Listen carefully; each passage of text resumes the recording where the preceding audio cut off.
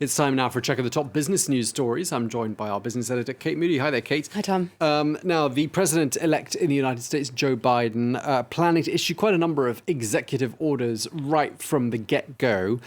One of them could be a U-turn on a controversial oil pipeline. Yeah, wading into something that we've seen a lot of back and forth on over the last decade or so. The Keystone XL oil pipeline was blocked by the Obama administration, then approved by Donald Trump. Joe Biden is now preparing to revoke that construction permit.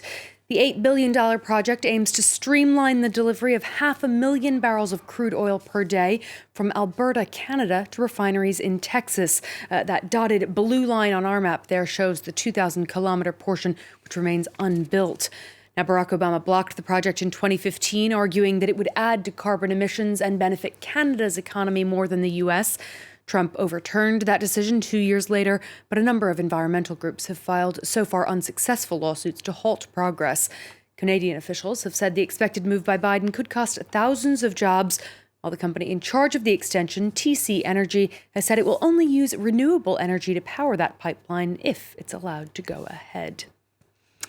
Well, one area where Biden isn't expected to immediately reverse course is the U.S. trading relationship with China. This weekend, Trump took one of his last shots at the Chinese tech giant Huawei by reportedly revoking licenses to U.S. suppliers, including chipmaker Intel. His administration has taken steps to cut business ties and isolate Huawei in both hardware and the rollout of 5G technology because of concerns about the company's links to the Chinese government. Well, China's government grew 2.3% last year, the only major economy not to contract in 2020. GDP expanded 6.5% in the last quarter year on year, outpacing its pre-pandemic growth rate. This despite international criticism and skepticism over the government's handling of the virus. A strong pickup in industrial production and exports boosted the economy. Global demand for Chinese-made protective medical equipment and electronics has been strong. Our correspondent Charles Pellegrin reports from Beijing. First and foremost, what's behind this is China's decisive response to the COVID-19 pandemic on its own territory that's allowed work to resume and allowed supply chains to basically pick up where they left off. We've seen a V-shaped recovery. During the first quarter of 2020, the economy went down 6.8%, and then at the end of 2020 Q4, it went up 6.5%. And this was basically because China closed its borders and then did everything it could to stomp on any local transmission of the virus. After that, the export sector in China benefited.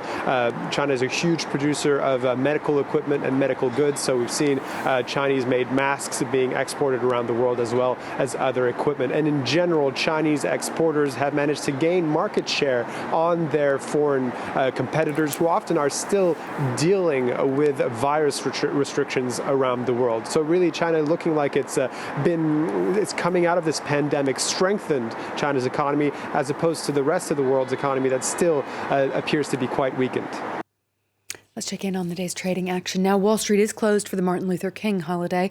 A mixed close for the major European indices saw the FTSE 100 ending slightly lower. The DAX and CAC 40 both slightly above the flat line there. Carrefour shares fell about 7%.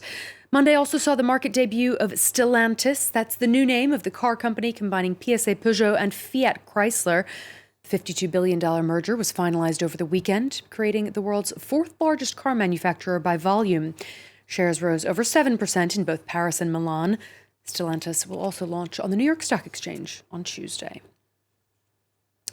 The French pharmaceutical giant Sanofi is pushing ahead with plans to cut some 1,700 jobs across Europe, as it announced last year.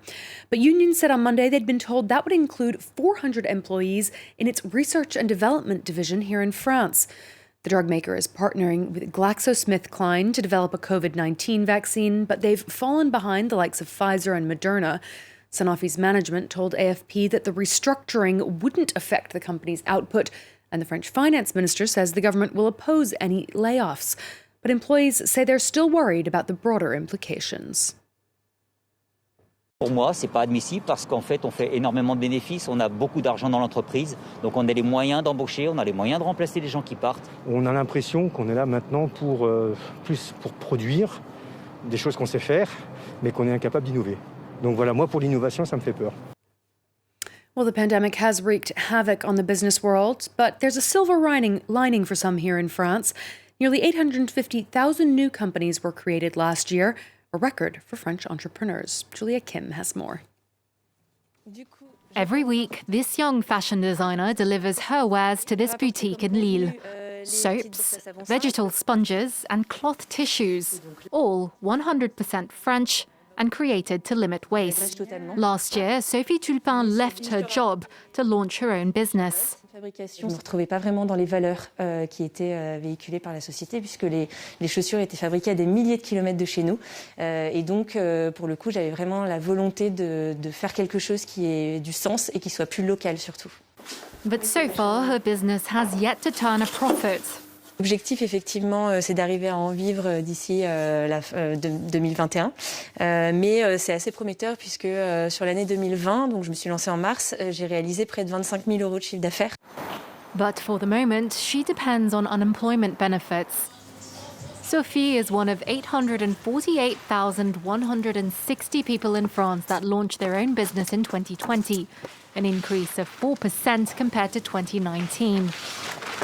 The majority of these new entrepreneurs are between 18 to 29 years old and are often job seekers themselves. The pandemic has seen demand soar for delivery personnel and drivers. 2/3 of these new businesses were registered by the self-employed, a status that's recommended for those who work with delivery and logistics platforms. Over 2.5 million people are currently unemployed in France. The jobless rate rose to 9%, with over 600,000 people losing their jobs in the third quarter of 2020. Disneyland Paris has said it will not reopen its doors until at least April, 7 weeks later than it initially planned because of the pandemic. The theme park, which employs some 17,000 people, closed between March and July last year, and it's been shut again since the end of October. Management now expects a return to pre-pandemic levels of activity only in 2022 at the very earliest. The park's parent company is cutting some 32,000 jobs, most of them at their 2 U.S. theme parks. No job cuts announced for the moment at Disneyland Paris, Tom. But of course, if they're forced to stay shut longer and longer, if the crowds don't come back when they do reopen, it could be a different story. Yeah, tough times in so many sectors. Thank you very much indeed. Our business editor, Kate Moody. Thanks for that.